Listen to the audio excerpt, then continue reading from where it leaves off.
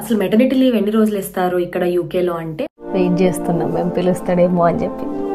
ఇంకా ఏమైనా అలవెన్సెస్ వస్తాయా అంటే గవర్నమెంట్ నుండి మోస్ట్ ఆస్ట్ క్వశ్చన్ ఏంటంటే మనము ఇండియాకి వెళ్ళొచ్చా డ్యూరింగ్ ద మెటర్నిటీ లీవ్, మనం వేరే కంట్రీకి ట్రావెల్ చేయొచ్చా అంటే వాడి దగ్గర పోయి చాలాసేపు నిలబడి ఏదో మాట్లాడుతూ ఉంటాడు. అసలు ఈరోజు అంతా ఎట్లనా ఉంది, ఈ ఫీలింగ్ ఎట్లా అని ఎక్స్ప్లెయిన్ చేయడానికి కూడా రావట్లేదు నాకు. ఈరోజు నా వర్క్ స్టార్ట్ అవుతుంది. 6తో డెడికేటెడ్ టైం స్పెండ్ చేయలేను. ఇన్ని రోజులు ఓన్లీ ఫర్ 6 మా ఇద్దరి టైమే ఉండేదన్నమాట. కానీ ఇప్పుడు వర్క్ చేయాలి, అంత లీజర్ టైం 6తో స్పెండ్ చేయలేను, కూర్చొని తీరిగ్గా కబుర్లు చెప్పలేను. అవన్నీ తలుచుకుంటేనే భయం అవుతుంది. అట్లా అనుకుంటూనే నా డే స్టార్ట్ చేసిన.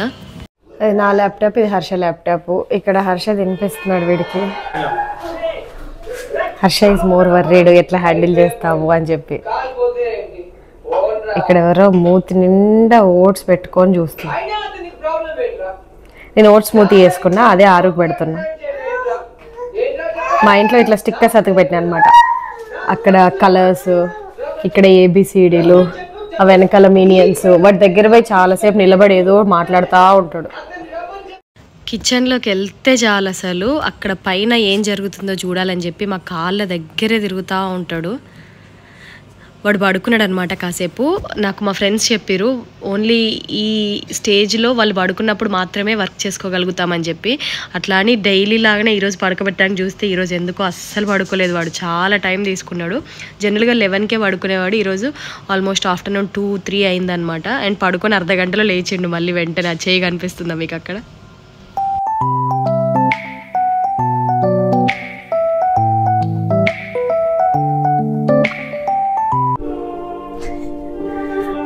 లేచిండు, లేచి పిలుస్తాడు. జనరల్గా వెయిట్ చేస్తున్నాం మేము పిలుస్తాడేమో అని చెప్పి. ఫస్ట్ డే కదా, నేను జస్ట్ అన్ని మెయిల్స్ మెసేజెస్ అన్నీ చూస్తున్నా. అంటే చూస్తుండే వాళ్ళ కొడుకు సైడే.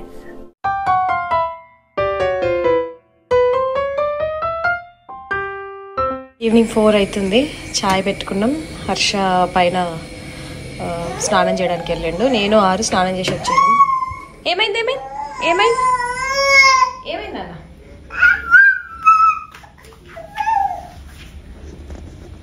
ఏం చేస్తున్నావు కనయ్య? ఏం చేస్తున్నావు? ఏమైంది ఏమైంది ఏమైంది? అయ్యో బూ, ఏమైంది ఏమైంది ఏమైంది? అమ్మ దాదా. అయ్యో ఏమైంది అని అంతగానే ఏడ్చినావు? కాలు అయిపోయేసరికి బీభత్సం చేసిండు. ఎన్ని ఐటమ్స్ కింద పెట్టిండో చూడండి. ఎన్ని ఐటమ్స్ ఇచ్చుకుంటా కవర్ చేసిండో. 1/2 అవర్ కాలంటే కష్టమే. ఒక 20 minutes వరకు బాగానే ఉన్నాయి. లాస్ట్ 10 minutes ఇక బీభత్సం. లవ్ యూ చెప్తున్నావు అందరికి. Love you love you love you. అయ్యో బాగా ఏడ్చిను. ఒక కుక్కరు, ఓ మాయిశ్చరైజరు, ఇడ్లీ కుక్కర్, అదేంటిది ఇది ఫ్రూట్స్ పెట్టుకునేది, దోశ ప్యాన్ తీసిండు, ఇక్కడ ఇది ఇవన్నీ బయటకు వచ్చేసినాయి. కాల్లో ఫస్ట్ చూపించిన మా పీపుల్ లీడ్కి చూపించగానే కాసేపు నవ్విండు హీ అని. పాపం యాక్చువల్గా ఏమైందంటే ఇన్ని రోజులు వాడిని అట్టి పెట్టుకొని ఉండేసరికి ఒకటేసారి వాడికి 1/2 అవర్ మా మమ్మీ ఏంటి నాతో మాట్లాడట్లేదు అనే ఫీల్, 1/2 అవర్ వరకు మా మమ్మీ ఏంటి నాతో మాట్లాడట్లేదు అనే ఫీలింగ్ వచ్చినట్టుంది. బాగా ఏడ్చిండు. మళ్ళీ వచ్చి నేను ఇట్లా కూర్చోగానే మంచిగా ఆడుకుంటుండు. ఫోన్ కావాలి నీకు? ఫోను నేను కూడా మిస్ అయ్యేవాడిని 1/2 అవర్ పాపం నా దగ్గరికి వస్తుంటే ఎత్తుకోలేకుండా. సో ఈరోజు అయిన ఎక్స్పీరియన్స్తో చెప్తున్నా, వర్కింగ్ ఉమెన్స్ మెటర్నిటీ లీవ్ తర్వాత వర్క్లో జాయిన్ అవుతారు కాబట్టి పిల్లలకి ఎవరైనా హెల్ప్ ఉన్నప్పుడే కొంచెం దూరం ఉంచడానికి ట్రై చేయండి. ఒక 1/2 అవర్ 1 అవర్ మనం పిల్లల దగ్గర లేకుండా ఉండే టైం వాళ్ళకి ఇవ్వండి. So that they get use to it. ఆరును హర్ష పడుకున్నారు ఇద్దరు. నేను మెటర్నిటీ లీవ్స్ గురించి, అసలు మెటర్నిటీ లీవ్ ఎట్లా అప్లై చేయడం కానీ, లేకపోతే ఇక్కడ బెనిఫిట్స్ ఎట్లా ఉంటుంది, పే ఎట్లా ఉంటుంది అని చెప్పేసి నన్ను చాలామంది క్వశ్చన్ చేస్తున్నారనమాట. మన తెలుగు వాళ్ళు చాలామంది నాకు ఇన్స్టాగ్రామ్లో డైరెక్ట్ మెసేజ్ చేసి అడుగుతున్నారు. సో నేను ఆల్రెడీ ఈ ప్రాసెస్ చేశా కాబట్టి నాకు తెలిసిన ఇన్ఫర్మేషన్ చెప్తా. అండ్ ఆల్సో go.ukలో నేను రీసెర్చ్ చేసిన ఇన్ఫర్మేషన్ కూడా మీతో ఇందులో షేర్ చేసుకుంటా. ఫస్ట్ థింగ్, నేను ప్రెగ్నెంట్ అని తెలిసిన తర్వాతకి మా ఎంప్లాయర్కి చెప్పలేదన్నమాట ఫస్ట్ 3 monthsలోనే. ఎందుకంటే నాకు ఇక్కడ హాస్పిటల్లో అపాయింట్మెంట్ ఇవ్వడమే ఆల్మోస్ట్ 11th or 12th వీక్లో ఫస్ట్ అపాయింట్మెంట్ ఇచ్చారు. ఫస్ట్ హాస్పిటల్లో కన్ఫర్మ్ చేసుకున్నాకే ఎంప్లాయర్కి చెప్దామని చెప్పి నేను చెప్పలేదు. ఫస్ట్ అపాయింట్మెంట్ తర్వాతకి వాళ్ళు కన్ఫర్మ్ చేసిరు అనమాట. సో నేను టెస్ట్ చేసుకున్నా, but I wanted them to be confirmed that I'm pregnant అని. సో ఆ తర్వాతే ఎంప్లాయర్కి చెప్పాను అనమాట. చెప్పిన తర్వాతకి వాళ్ళని రెస్పెక్టివ్ టీమ్కి ట్యాగ్ చేసిరు అనమాట. మా కంపెనీ బిగ్ 4 ఫర్మ్, చాలా పెద్ద ఫర్మ్ కాబట్టి మాకు సపరేట్ టీమ్ ఉంటుంది అనమాట. ప్రతిదానికి సపరేట్ టీమ్స్ ఉంటాయి అనమాట. సో నేను ప్రెగ్నెంట్ అని తెలిసిన తర్వాతకి రిలవెంట్ టీమ్కి నన్ను ట్యాగ్ చేసిరు. సో వాళ్ళు నన్ను ఫాలోఅప్ చేయడం అనమాట. ఫస్ట్ థింగ్ వాళ్ళు ఫాలోఅప్ చేసింది ఏంటంటే మ్యాట్ B1 సర్టిఫికేట్ అడిగారు అనమాట. అది చాలా ఇంపార్టెంట్. మనము ఇక్కడ మిడ్ వైఫ్స్ని అడిగితే వాళ్ళు ఇస్తారనమాట. మనము ఫస్ట్ అపాయింట్మెంట్ మన జీపీతో బుక్ చేసుకున్నప్పుడే మనకు ఒక మిడ్ వైఫ్ని అసైన్ చేస్తారు. ఆ మిడ్ వైఫ్ని మన ఫస్ట్ అపాయింట్మెంట్లో కానీ సెకండ్ అపాయింట్మెంట్లో కానీ ఎప్పుడైనా కానీ రిక్వెస్ట్ చేయొచ్చు మ్యాట్ B1. ఒకవేళ మీరు అపాయింట్మెంట్లో మర్చిపోయారు అనుకోండి, మిడ్ వైఫ్స్కి సపరేట్ నెంబర్ ఉంటుంది. ప్రెగ్నెన్సీ చెకప్ చేసుకున్నప్పుడు మనకి సపరేట్ ఫైల్ ఇస్తారనమాట. సో ఆ ఫైల్లో మిడ్ వైఫ్స్ది నెంబర్ కూడా ఉంటుంది. ఆ నెంబర్ కాల్ చేసి మీరు మ్యాట్ B1 రిక్వెస్ట్ చేస్తే నెక్స్ట్ టైం మీరు జీపీ అపాయింట్మెంట్కి వెళ్ళినప్పుడు తీసుకోవచ్చు అనమాట. అది చాలా ఇంపార్టెంట్. అండ్ అది ఒరిజినలే చూపించాలి ఎక్కడైనా కానీ. అది ఒకటేసారి ఇష్యూ చేస్తారు, పోతే మళ్ళీ ఇష్యూ చేయరంట. సో అది జాగ్రత్తగా ఉంచుకోవాలి. అండ్ అది ప్రతి దాంట్లో ఇంపార్టెంట్ అనమాట, to prove that we are pregnant అని చెప్పేసి. So first mat B1 acquire చేసుకోవాలి. అది నేను చెప్పినట్టు మిడ్ వైఫ్ని రిక్వెస్ట్ చేస్తే వస్తుంది, మనకి వెంటనే ఇష్యూ చేస్తారు. అండ్ ఇంకొక టిప్ ఏంటంటే మెటర్నిటీ ఎగ్జామ్షన్ ఫామ్ ఉంటుంది, అది కూడా అప్లై చేసుకోండి. మిడ్ వైఫ్స్ ఇస్తారనమాట. దానివల్ల ఏంటంటే మనకి through out pregnancy and also next 1 year అంటే 2 years మనకి మెడిసిన్ ఫ్రీ ఉంటుంది అనమాట. అండ్ బేబీకి కూడా ఏదైతే మెడిసిన్ ఇస్తారో అవి కూడా ఫ్రీ ఉంటుంది దాంతో. సో ఆ మెటర్నిటీ ఎగ్జామ్షన్ ఫామ్ కూడా తీసుకోవడం మంచిది. But MAT B1 is very important. అది తీసుకున్న తర్వాతకి మన ఎంప్లాయర్కి సబ్మిట్ చేస్తాం అనమాట. మ్యాట్ B1లో hospital stamp, GP stamp and midwife pin number, మన డ్యూ డేట్ అవన్నీ రాసుంటాయి అనమాట. అది తీసుకొచ్చి దాని స్కాన్ కాపీ మన ఎంప్లాయర్కి సబ్మిట్ చేయాలి. చేసిన తర్వాతకి వాళ్ళు ఎప్పుడు మెటర్నిటీ లీవ్ స్టార్ట్ చేయాలనుకుంటున్నారని అడుగుతారనమాట. So earliest we can start a maternity leave is the 11 weeks before the due date అనమాట. డ్యూ డేట్కి 11 weeks ముందు మెటర్నిటీ లీవ్ స్టార్ట్ చేయొచ్చు. ఒకవేళ బేబీ డ్యూ డేట్కి 11 weeks ముందే పుట్టింది అనుకోండి, అప్పటి నుంచి కూడా స్టార్ట్ చేయొచ్చు అనమాట. కాకపోతే బేబీ ఏ టైంలో పుట్టింది అనేది ఆ సర్టిఫికేట్ తీసుకొచ్చి మనము డాక్టర్ సర్టిఫికేట్ తీసుకొచ్చి సబ్మిట్ చేస్తేనే అప్పటి నుంచి లీవ్ కన్సిడర్ చేస్తారు. నేనైతే పర్సనల్గా నా మెటర్నిటీ లీవ్ డ్యూ డేట్కి జస్ట్ 1 day ముందే స్టార్ట్ చేసిన. బట్ నాకు వీకెండ్ వచ్చిందనమాట. అంటే ఆల్మోస్ట్ జస్ట్ హాస్పిటల్లో జాయిన్ అవ్వడానికి 3 days ముందే నేను లీవ్ స్టార్ట్ చేసిన అనమాట. బికాజ్ నాకు అంతా నార్మల్గా ఉండే, నేను హెల్తీగానే ఉండే అనమాట. సో నాకు ఎట్లాంటి ఇష్యూస్ కూడా లేవు. నేను వర్క్ చేయగలుగుతా అనిపించింది అనమాట. నాకు మెటర్నిటీ లీవ్ మెయిన్గా బేబీ పుట్టిన తర్వాత అవసరం ఉంటుందని చెప్పేసి నాకు ముందే అనిపించింది. ఇప్పుడైతే కరెంట్గా నా గురించి నేను కేర్ తీసుకోగలను చెప్పేసి నా మెటర్నిటీ లీవ్ ఎర్లీగా స్టార్ట్ చేయలేదు. బట్ మీకు ఏమైనా హెల్త్ కాంప్లికేషన్స్ ఉన్నాయి, వర్క్ చేయలేకపోతున్నారు అంటే కంపెనీస్లో ఫ్లెక్సిబుల్ అవర్స్ కూడా ఉంటాయి అనమాట. నాకు కూడా ఆప్షన్ ఇచ్చారు. అంటే మన నెంబర్ ఆఫ్ అవర్స్ పర్ డేకి 8 hours అనుకోండి, మనం దాన్ని 5 hours or 4 hours షిఫ్ట్ చేసుకోవచ్చు. సో దాన్ని బట్టి పే కూడా చేంజ్ అవుతూ ఉంటుంది అనమాట. సో అది మనకు హెల్త్ చాలా ఇంపార్టెంట్ కాబట్టి, సో పే కొంచెం తగ్గినా కూడా మీకు లీవ్ ఖచ్చితంగా అవసరము అంటే ఫ్లెక్సిబుల్ అవర్స్ కూడా షిఫ్ట్ చేసుకోవచ్చు. ఆర్ లేకపోతే మెటర్నిటీ లీవ్ ఎర్లీగా స్టార్ట్ చేయొచ్చు. బేబీ పుట్టిన తర్వాతకి మిగిలిన మెటర్నిటీ లీవ్ ఫుల్ఫిల్ చేసేయచ్చు అనమాట. అసలు మెటర్నిటీ లీవ్ ఎన్ని రోజులు ఇస్తారు ఇక్కడ యూకేలో అంటే మనము మాక్సిమం ఇక్కడ 52 weeks తీసుకోవచ్చు అనమాట. అంటే 1 year మెటర్నిటీ లీవ్ తీసుకోవచ్చు, which is very good thing. 1 year తీసుకుంటే పే 1 year ఇస్తారా అంటే ఇవ్వరు. మనకు పే ఇచ్చేది మాత్రం 39 weeks అనమాట. ఆ హోల్ 1 year లో మనకు first 6 months are considered as a ordinary maternity leave అనమాట. Next 6 months are considered as additional maternity leave. Maternity leave లో పే ఎట్లా వస్తుందంటే మనకి సాచ్యువేటరీ మెటర్నిటీ పే అని అంటారు అనమాట. అది ఎంప్లాయర్ మనకు పే చేసేది. ఈ సాచ్యువేటరీ మెటర్నిటీ పే అనేది ఎట్లా డిసైడ్ చేస్తారంటే ఫస్ట్ ఓన్లీ మనకి 39 weeks ఇస్తారనమాట.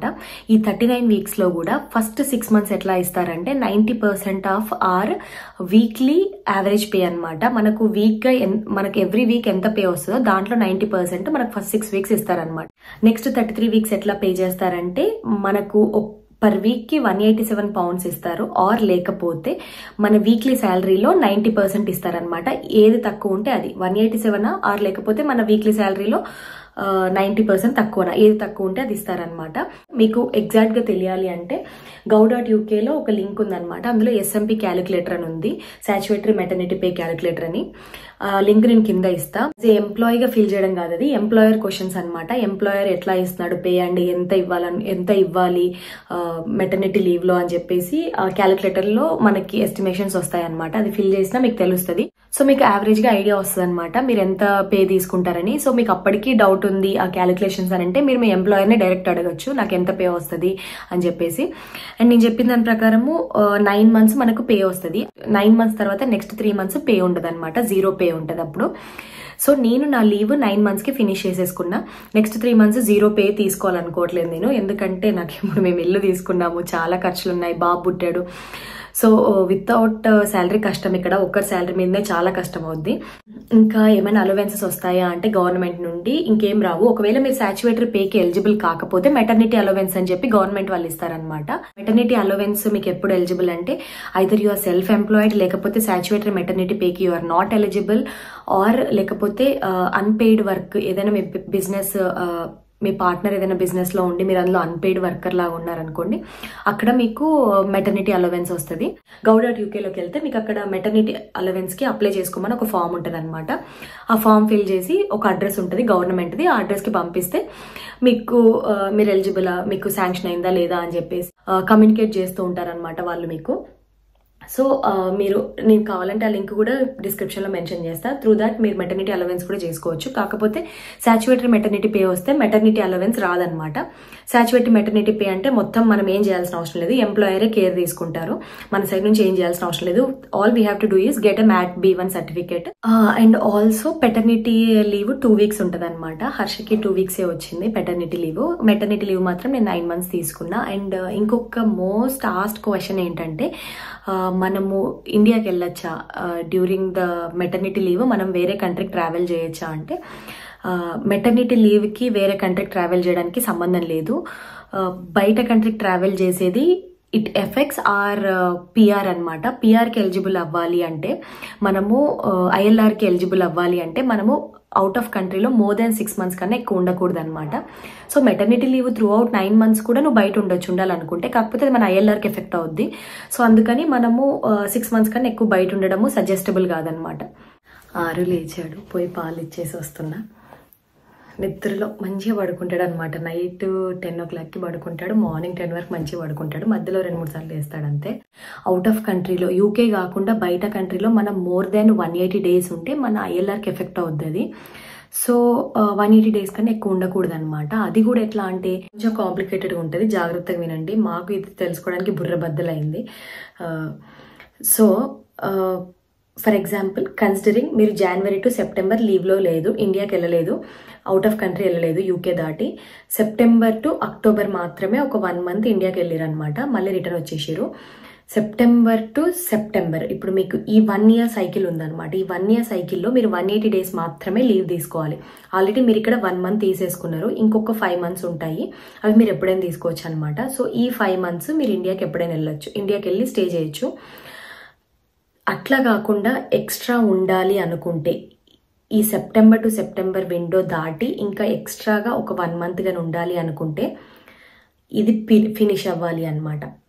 అంటే ఇట్లా సైకిల్ ఇంకొంచెం జరపాలి అంటే మనం సెప్టెంబర్లో మళ్ళీ యూకేకి రావాలి. యూకేకి వచ్చిన తర్వాతకి అక్టోబర్ వరకు స్టే చేస్తాం కదా, అక్టోబర్లో మళ్ళీ ఇండియాకి వెళ్ళాలి అనుకుంటే ఈ అక్టోబర్ టు లాస్ట్ అక్టోబర్ చూడాలన్నమాట సైకిల్. ఈ అక్టోబర్ టు లాస్ట్ అక్టోబర్ ఎన్ని మంత్స్ ఉన్నాం మనం ఇప్పుడు? 5 months ఉన్నాము. బికాస్ మన ముందు హాలిడే September to October కాబట్టి అక్టోబర్ నుంచి కాదు.